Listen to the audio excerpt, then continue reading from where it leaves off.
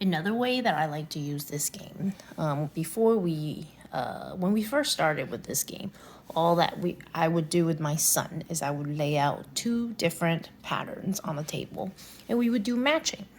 He's very young, so we just do them facing up, and we would take turns picking one card. Let's say this one, right?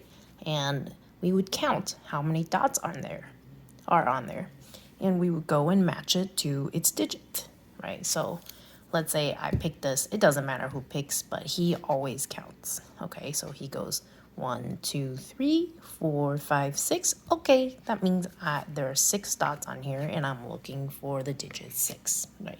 So he finds that. That's a nice little symbol review.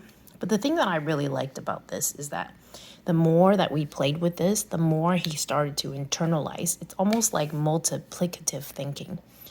Every time that he sees 6, I would tell him, notice that 6 is 2 rows of 3, right? 3 and 3 make, and he would say 6. And he just would keep repeating that every time that we play this game. And now, if I, out of context, ask him, 3 and 3 make what? He can already tell me that 3 and 3 make 6. So doubling is a very powerful way of counting, and it's a way that young students can start to visualize numbers by grouping them into smaller groups, right? And understanding their relationship. Okay, so let's do another one. So this one, I might point this out, and my son might say 1, 2, 3, 4. Okay, so he goes and finds 4. Let's put them together. And over time, I would cue him, and he would start to pick up that when you have dots in all the corners, that makes 4, right? 1, 2, 3, 4. That's 4. And he can even extend that by understanding that we can quickly count something like this by visualizing that there's 4 here and 1 more. So this must be 5, right? This is why when you're playing dice games, kids also get really good at visualizing quantities, like numbers, right? And similarly, he can do something like this. Once he learns that 4 and 4 make 8, because he's counted it a bunch of times, and I've cued him each time to say, so what do 4 and 4 make together? And he would say, well, 4 and 4 make 8, right? So once he starts to internalize that fact, then he doesn't have to count this one starting from 0, right? He can count starting from 1. He can count 1, 2, 3, 4, 5, 6, 7, 8, 9, 10, and sometimes he still does that, and that's perfectly fine. But whenever he does that, I would remind him, oh yeah, that's great. So this is 10, right? He finds the 10. And some might also count it this way. See, there's 2 rows of 4. So 4 and 4 make 8. And then 2 more is 10.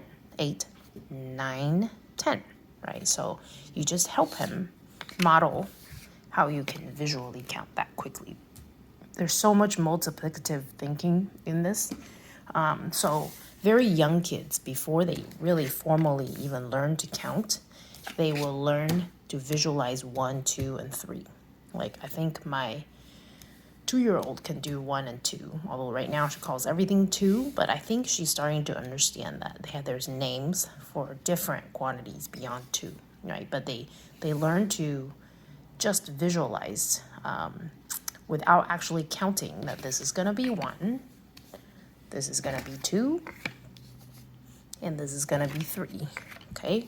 And then actually that's the basis by which they learn to count other things. They understand that you go 1, 2, 3, and that's why there's 3, right? You go 1, 2, and that's why there's 2, and that allows them to extend that knowledge to other quantities that are below 10 or even above 10 as they feel more comfortable.